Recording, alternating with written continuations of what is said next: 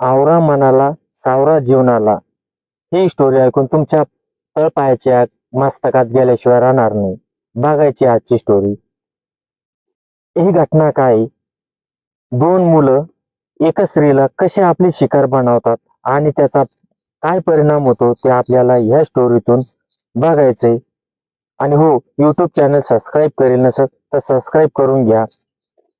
बघूया ही घटना. जरी जुनी असली तरी पण आज पण ही नवी नवी घटना वाटते. कारण की मित्रांनो, असे काही आता जे नेमके मिशा फुटलेले पोरं नेमके काय करतात, कसे करतात, नेमकं यांना कसं वळण लावावं, कसं हँडल करावं, हे आपल्याला बघायचंय की हे मुलं नेमके वयात आल्यानंतर हे काय विचार करतात. आता हे आणि हे सर्व सर्व विचार बदलण्यासाठी सर्वात मोठं एक कांड सुरू आहे ते म्हणजे इंस्टाग्राम. आता इंस्टाग्राम तुम्ही मसाली इंस्टाग्रामवर तू का बोलतो, कारण इंस्टाग्रामने एवढा कचरा लावलाय मित्रांनो. चांगले चांगल्यांना म्हणजे वाईट व्यसन ताबडतोब त्या इंस्टाग्रामवर लागायला लागले. आता हे कसे, हे सविस्तर बघायचंय. बीड जिल्हा आहे. बीड जिल्ह्यातलं केज तालुका आणि गाव आहे साळेगाव. साळेगाव मध्ये सुधाकर राऊत आणि त्यांची धर्मपत्नी काजल सुधाकर राऊत. आता हे दोघं नवरा बायको राहायचे, जोडपं राहायचं, सुखी कुटुंब, मस्तपैकी रोजंदारीवर काम करायचे, जे भेटेल ते काम करायचे आणि घरी यायचे, मस्त आबाद राहायचे, सुखी राहायचे, भांडण तंट्याने काही नाही काही नाही आणि सर्व एकमेकांना समजून घ्यायचे. आणि त्यांच्या संसाराच्या वेलीवर दोन मुली म्हणजे दोन फुलं उमलले उमलले त्यांचा संसार सुखी होता. रोज उठायचं, लोकांच्या तिथं कामाला जायचं, आलेले मजुरी घ्यायची, हप्त्याला गोळा करायची, बाजार करायचा, किराणा भरायचा आणि सुखान राहायचं, सुखान जगायचे. असे दोघं नवरा बायको होते. आणि यांच्या सुखी संसाराला अशी एक नजर लागते. आता गावातले काही ढगे असतात, गावात दोन चार ढगे असते, त्यांना काम धंदे नसते, काही नसते, असे रिकाम टवळके असतात. आता हे टवळके काय करतात, रिकामीच गावात कोणती बाई दिसल्या म्हणजे इंस्टाग्रामचा कार्यक्रम आहे. इंस्टाग्राम काय आहे ते तुम्हाला माहिती, जे काय सुरू आहे काय नाही. इंस्टाग्रामनं म्हणजे सगळी वाट लावलेली. कारण की त्या इंस्टाग्राम मध्ये सर्वात जास्त अश्लीलता सर्वात जास्त पसरवल्या जाते. माझा असा सक्त आरोप आहे. कारण की तुमचे मुलं येलं फक्त इंस्टाग्राम पासून जितकं दूर केलं जाईल तितकं दूर करण्याचा प्रयत्न करा मित्रांनो. आणि हो, ते याच्यात काय करते ते पोरं बघतात. आता ते बघितल्यानंतर त्यांना असं वाटतं गरिबाची स्त्री म्हणजे उपभोगाची वस्तू आहे, तो उपभोगच घ्यावा असं वाटतंय. श्रीमंताच्या याच्याकडे लोक नादी जास्त लागत नाही, पण गरीबाकडे जास्त लोक नादी लागतात. आता ही कशी होती सजूळ, आता जे थंबनेल तो ओरिजिनल फोटो, पण ते आता काही युट्यूबचे काही नियम असतात, त्याच्यामुळे तिच्या डोळ्यावर आपण पट्टी देणार आहे आणि ते द्यावंच लागतं. कारण चेहरा ब्लर करणं, पट्टी देणं हे करावंच लागतं. त्याच्यामुळे आपण कसं देणार आहे, थंबनेलला आपला ओरिजिनल फोटो आहे. आता ही जी स्त्री होती तिचं काय होतं, सरळ नाका शेंडावर काम करायचं, कोणी दादा भाऊ मामा काका म्हणून आपला प्रपंच लोटायचा. आता हिचा नवरा पण सुधाकर भाऊचा पण कार्यक्रम तसाच होता. पण ह्या गावात काय होतं, पंकज भगवान जाधव हा एक वासना तरुण होता. आता त्याच्या बापाने त्याचं नावच पंकज कसं काय ठेवलं काय माहिती. आता तुम्ही विचार करा, याला ठेवलं पण याला वळण नाही लावलं. वळण नाही लावलं म्हणजे हा काय करायचा, फक्त स्त्रिया बघायचा, निहाळायचा. मोठ्याला म्हणजे आईच्या वयाच्या मोठ्याला, आईच्या वयाच्या थोड्या कमी, अशा स्त्रियाकडे तो आकर्षित व्हायचा. आता हा तिला अडवायचा, कधी बोलायचा, खुणकवायचा, टॉन्टिंग करायचा, बोलला की करायचा, त्याला त्रास द्यायचा. पण ती काय करायची, जाऊ दे सोडून द्या आणि ती तिच्या कामाशी काम करायची. आणि एक दिवस असा उगवला की तिला तिचा नवरा सकाळी 8 वाजले आणि 8 वाजता आंघोळ गिंघोळ केली, स्वयंपाक डबा भरला आणि ते कामाला निघून गेले. आता रोजंदारीचा माणूस ते निघून गेले आणि त्यांना पण असं वाटलं काजल आज आपल्याला काही जायचं नाही, पण ती घरी थांबली. त्यावेळेस तिच्या घरी एक जण सांगायला आला, कोणालाही असं वाटतं की आता नोव्हेंबरचा महिना आहे, कापूस फुटेले, कापूस वेचणी करण्यासाठी सांगायचं आणि पुन्हा ते कापूस वेचून घेतल्यानंतर पुन्हा दुबार पीक घ्यायचं असतंय, गहू पेरायचा असतो, कोणाला हरभरा पेरायचा असतो. त्यासाठी ते आले आणि त्यांनी सांगितलं की ताई तुम्ही आमच्या शेतात या आणि कापूस हे दोघे जणीचा एका दिवसाचा कापूस होऊन जातो, म्हणजे मी माझी पेरणी करण्यासाठी मोकळा होतो. तुम्ही 1-2 रुपये वाढवून घ्या वाटल्यास, पण आपल्या शेतात या. आणि एक बाई ती नाही नाही म्हणते, पण ते म्हणतो एक जण सोबती म्हणून ती पण तयार होती. शेतात जाते, डबा भरती, सामान भरती, आपलं गोटीचं सामान वगैरे ते घेते आणि जाते. गेल्यानंतर ते बघते शेतात तर ती बाई आलेली नसते, तिचे सोबतीत. आता ही एकटीच असते, हिला असं वाटतं घरी जाऊन काय करणार, मग येचून घेऊ कापूस. कापूस वेचायला लागते, दुपारचा टाइम होतो. पण हा जो पंकज आहे हा काय करतो, पांक्यात त्याच्यावर लक्ष ठेवून असतो तिच्यावर, की कोणा शेतात जाणार आहे, कुठे जाणार आहे. आणि तो बघतो की आज ही एकटीच आहे. आणि त्यानं त्याचा मित्र धरला, मित्राचं नाव आहे धनंजय इंगळे. आता या धन्याला तर कळायला पाहिजे कमीत कमी आपण कोणा साथ देऊ राहिलो. म्हणजे तुम्हाला सांगितलं म्हणजे आपल्याला असा असा गेम करायचा, असा असा कांड करायचं, म्हणजे त्याचं सोबती लागायचं का.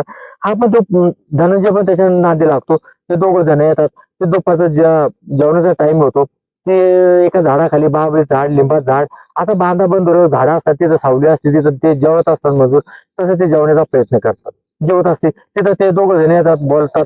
ते काही उत्तर देत नाही, कारण त्याला पहिलाच माहित असतं की हा पंकज कसा आहे, कोण्या हिशोबाचा आहे. ते उत्तर देत नाही, पण ते असल्या त्यांच्या नजरा तिच्यावर खेळतात आणि त्या नजरा सांगतात की त्यांच्या वासना किती भडकलेली. पण ती ओळखते. ते पण म्हणते जाऊ द्या, जेवण आटोपते आणि तिथून निघायला लागते. ते तिचा रस्ता अडवतात आणि अश्लील बोलायला सुरुवात करतात. ज्यावेळेस तिला प्रोत्साहित करतात की आम्हाला शारीरिक सुख दे, त्यावेळेस ती नाही नाही नाकार देते आणि नाकार दिल्यानंतर ते तिच्या जवळ प्रत्येकाजवळ मोबाईल आहे. तिने मोबाईल घेतला आणि मोबाईलवर नवऱ्याला फोन लावण्याचा प्रयत्न करायला लागले. तर यानं काय केलं, या पंक्यानं यानं त्याला फोन विसरला आणि सांगितलं आता तू कोणाला फोन लावू शकतेस, काय करायचं करू शकतेस. ती तिथून पळ काढण्याचा प्रयत्न केला, त्याचं सामान तसं ठेवण्याचा प्रयत्न आणि पाळण्याचा जीव वाचवण्याचा प्रयत्न केला. तर हे दोन लांडगे आणि एक बकरी. आता तुम्ही विचार करा, दोन लांडगे भुकेलेले, वासनांद लांडगे आणि त्याच्यात एक बकरीसारखी, एक गाईसारखी स्त्री त्यांच्या ताब्यात सापडली. आता त्यांनी काय केलं, ते धरलं, ते केस धरले, हात धरले आणि ओढत ओढत कापसाच्या शेतात आणलं. कापसाच्या शेतात आणल्यानंतर त्याच्यावर नको तसे अत्याचार केले, म्हणजे अत्याचार म्हणजे बलात्कार केला. आणि बलात्कार केल्यानंतर तिनं हात जोडले, सांगितलं मी कोणाला सांगत नाही, पण मग मारू नका. त्यांनी ठरवलं तिला जर आपण सोडलं, ते घरी जाऊन गावात जाऊन दांगडू करणार, तिच्या नावाला सांगणार, पोलीस केस होऊन आपल्या पोलीसवाले पकडणार. आता यांना कळायला पाहिजे असतं, तसंही यांच्यावर पोलीस केस होणारच आहे, कारण यांनी काही कोणताही पाऊल उचलला तर ते होणारच आहे. कारण त्याच्या हातून एक अक्षम्य असा गुन्हा घडला होता आणि हा गुन्हा घडण्याच्या आत त्यांना विचार करायला हवा होता. तर असं तर ठीक आहे, ओके. तर ती जर स्त्री जर तयार असेल आणि हे जर तयार असेल, काही अडचण नव्हती. पण कोणावर अन्याय आणि अत्याचार आणि बळजबरी करायचा प्रयत्न करायला नव्हता पाहिजे. मग त्यांनी काय केलं, त्यांना असं वाटलं की जर स्त्री जर मोकळी सोडली तर आपलं आता काही खरं नाही. त्यांनी शेजारी बघितलं, दगड होता, दगड उचलला आणि त्या स्त्रीच्या डोक्यात टाकला. डोक्यात टाकल्यानंतर स्त्री तडफडून गतप्राण झाली. आता काजल गतप्राण झाल्यानंतर त्यांनी बघितलं आणि त्यांनी असं समजलं की बा हे चोरीच्या तिच्या आता पायात, प्रत्येक स्त्रीच्या अंगावर एक दोन तोळे सोनं असतात. त्याने पायातल्या चांदीच्या चैना, गळ्यातलं मंगळसूत्र, काही कानातले हे काढून घेतलं चोरी आणि तिथून निघून गेले. पण मित्रांनो, माझं किती डोळे लावून दूध पेत जरी असली तरी ते दुसऱ्यांना दिसत असते. त्या शेतातून जरी रस्त्यात कोणी ना कोणी बघतच असतं दुरून. त्यांनी बघितले पंकज आणि धनंजय खडे गेले, पंक्या आणि हे दोघं जण गेलते आणि वापस चाललेत.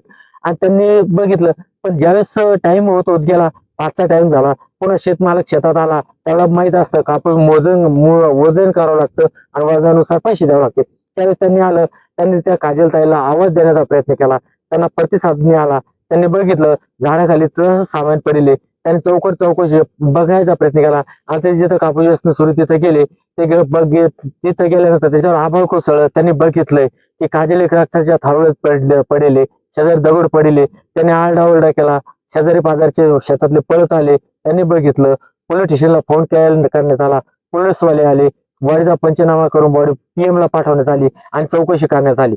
चौकशी ज्यावेळेस करण्यात आली, त्या चौकशीतून लोकांनी, आजूबाजूच्या लोकांनी सांगितलं या शेताकडे त्यांना पंकज आणि धनंजय हे दोघ जण दिसले आणि त्यांची चौकशी केली असता ते गावात आढळून आले नाही. पोलिसांचा शक बळकावला आणि पोलीसवाल्यांनी ताबडतोब पुढील पावलं उचलायला सुरुवात केली. पुढील पावलं उचलले, 24 घंटेच्या आतच आरोपी पकडले गेले. कारण हे सारे गुन्हेगार होते का नाही, कारण यांना काही माहित नव्हतं. पकडल्यानंतर त्यांना बाजीराव आणि सुंदरीचा प्रसाद दिल्याबरोबर ताबडतोब त्यांनी पोपट्यासारखी वरील घटना कथन केली. की ते पंकजनं सांगितलं की माझं लक्ष भरपूर दिवसापूर्वीच होतं, पण हे मला तयार होत नव्हते, म्हणून आज मी डाव साधला. मित्रांनो, एक विषय लक्षात घ्या, तिथे एक संसार उद्ध्वस्त झाले, तिथे 3 संसार उद्ध्वस्त झाले. एक काजलचा संसार तो उद्ध्वस्त झालाय फक्त एका वासनेच्या खेळामुळे. तिचा याच्यात कसलाही संबंध नसतानाही. आणि तो पंकज तर हा गेला आणि त्याच्यासोबत तो धनंजय होता, तो पण गेला. या दोघा जणी संसार आणि यांचा संसार, त्या 2 मुलीचा काय दोष होता, त्या मुलाचा काय दोष होता आणि त्या काजलचा काय दोष होता. फक्त इथं दोष मी मानू शकतो की कुठंतरी या पंकज आणि धनंजयचे आई वडील त्यांना संस्कार देण्यात कुठंतरी कमी पडलेत. त्यांना सांगायला पाहिजे होतं की कोणी स्त्रीवर अत्याचार करताना पहिला विचार करा. आणि सेक्स हा काही नॉर्मल गोष्ट आहे, हे काही म्हणजे जीवनाच्या पेक्षा अधिक नाही. जसे पोटाला भाकर आहे तसे जरी गरज असली तरी ती तुम्ही शमवू शकता किंवा दाबू शकता. किंवा नसेल दबत तर तुम्ही देवाचं नामस्मरण करा, ऑटोमॅटिक तुमची कामं असणार थोड्याफार प्रमाणात शमवल्या जाते. आणि देवाला विनंती करा, स्वामी समर्थाची पूजा करा, महादेवाची भक्ती करा, कोणत्याही देवाची भक्ती करा. तुम्हाला 100% वाईट विचारापासून तुम्ही प्रवृत्त होणार. आणि याच्यातून एक लक्षात ठेवा, कोणत्याही क्षणिक सुखासाठी कोणत्याही स्त्रीवर किंवा बालिकेवर कधी अन्याय करू नका. कारण जर अन्याय केला तुम्ही कसे वाचू शकत नाही. कारण की म्हणतात कानूनचे हात लंबे, त्याच्यामुळं तुम्ही सावध राहा, सुरक्षित राहा. जय हिंद, जय महाराष्ट्र.